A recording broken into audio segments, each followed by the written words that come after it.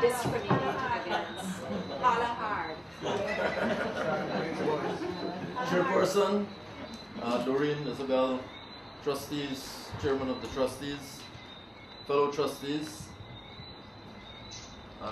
distinguished gathering, friends all. I was asked to read a few passages from this book, but before I do so, I want to reflect on some of the things we heard earlier, and what a privilege it was for me to have been part of that circle that Ian mentioned and Doreen mentioned. I was the youngest of the lot.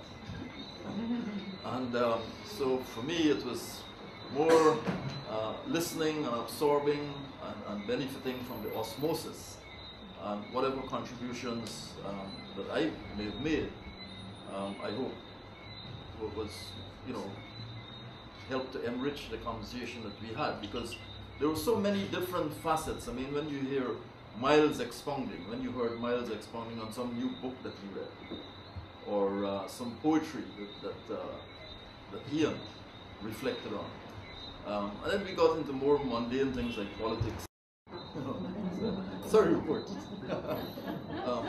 But it was for me a very refreshing, and helped to shape my own value system, or helped to refine my own value system. This book is a labor of love. It really, I've not had a good track record publishing books. There are 4 which I've published. This is the 5th.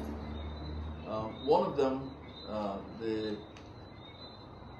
which had to do with the boundary survey from Roraima to the southwest of Guyana, the memoirs of C.P. de Freitas. I had to travel all the way to Canada to meet Cesar de Freitas' last surviving relative, who was a nun. And I had to go and meet her Mother Superior and get permission from the Mother Superior to publish the book and to sign an affidavit that it will not be used for any commercial purposes. Because it was so important for history, from a historical standpoint. The second one, which was the Mataruki Trail, took me about 5 years, because in between the army and publishing it, I was at the Elections Commission, which is not really designed to give you any time for anything else. That also led me to a family from an anthropological friend of mine, going to the UK and finding the diaries and piecing them together, and going to maps and poring over them to establish the fact that the New River Triangle is ours, among other things. I say this against the background that this year is an excuse for me to write, instead of sitting and speaking with my son, who keeps asking me, he's here, James, all the things, but Dad, I didn't know about this, you didn't tell me. I only have to wait until you're in conversation with your friends, and then I hear about this, that, and the other. So we have 3 grandchildren, Carlin, myself, my daughter-in-law is here. It's a way of telling them, okay, this is where you came from, or this is something of your past. So I'll read some of the passages and hope that you get a sense of what I was trying, what we refer to. In the foreword I said, this is a record of reminiscences which have helped to shape my approach to the discharge of my professional obligations, to influence my interaction with fellow human beings, and to inform my attitude to life. It's an attempt not so much to produce an autobiography as it is to acknowledge the contributions of my extended family and of the environment of that period to my development. It is in tribute to these that I am moved to share my experiences in the hope that they can resonate with readers who subscribe to the art of the possible. A bit on my father. My father's father, my grandfather, was fluent in Hindi, Urdu, and Sanskrit, and was a contracted translator for the Indian immigration agent. When his contract came to an end, he was to be repatriated. There came the eruption of communal strife between Hindus and Muslims in India, leading to partition in 1947. He elected to remain in British Guiana. My paternal grandparents' lineage came from Sikh and Nepalese stock, while the bloodlines of my maternal relatives included Madras, and Tamil.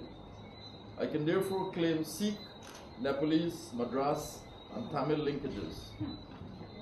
My wife, incidentally, is English, Portuguese, African, and Indian. So our son has 9 bloodlines. I'm not sure he fills up his immigration form. My recollection of my paternal grandfather was of a tall, very fair-skinned man in white dhoti, carrying a brass gourd to perform his ablutions. My maternal grandfather, of Madras origin, was very dark-skinned and tall, and he was the estate manager's butler. This is Ogles. My maternal grandmother was a washerwoman for the estate manager's household, while my paternal grandmother was raising her children and grandchildren on the quarantine post.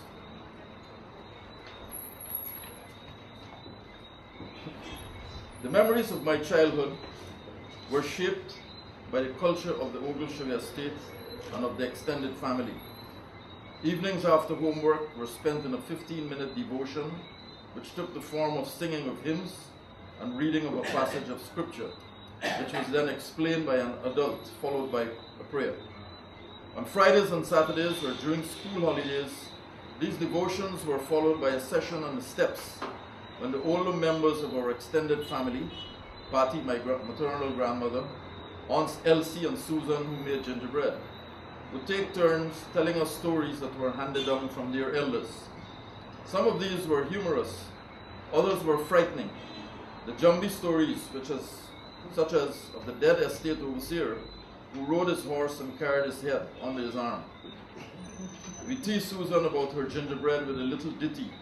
Susan, Susan gingerbread, full of cockroach egg.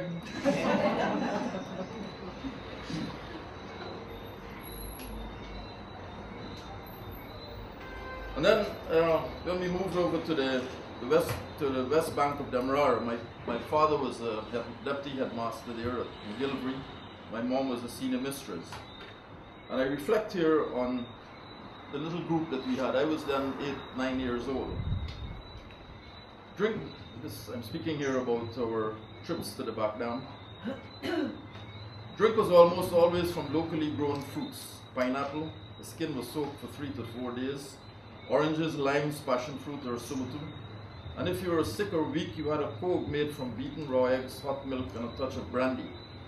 Fresh fruits were always available, and a trip to the back dam would be an opportunity to live off the land, even if it meant raiding neighbors' produce. Avocado pears, luscious pineapples, mami, chickenette, jackfruit, sumutu were all available. On weekends, the bush cook at Beeline with siblings and friends would entail boiling water in a blue enamel pot hung over a fire pit, into which would be put freshly peeled ground provisions, barley, freshly caught fish, with suitably added ingredients brought from home, including hot pepper. Black water from the Beeline trench would be used with freshly picked limes to make lime drink, and dessert would be sliced pineapple or pawpaw or roasted corn. This cooking would be entrusted to the most skillful cook among us, while the remainder would be engaged in swimming, playing cards, or strumming away on guitars, beating improvised drums or saucepans, and singing favorite ditties.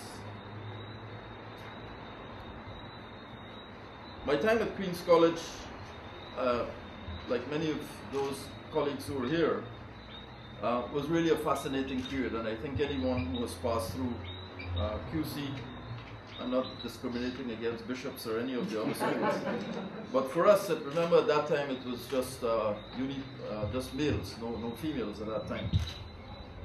As one progressed, one qualified at the General Certificate of Education, Oxford and Cambridge, ordinary level, in the 4th form, and then went on to the 5th, lower and upper 6th forms, where one qualified in science or art subjects at the advanced level.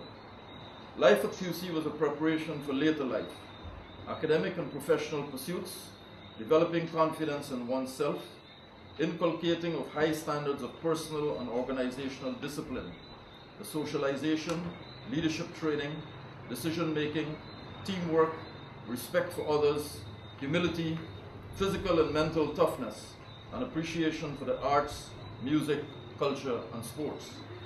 Friendships were forged and networks developed that would last for life through the QC associations and the power of technology and the internet. The school tie, school song, and QC experience are the ties that bind.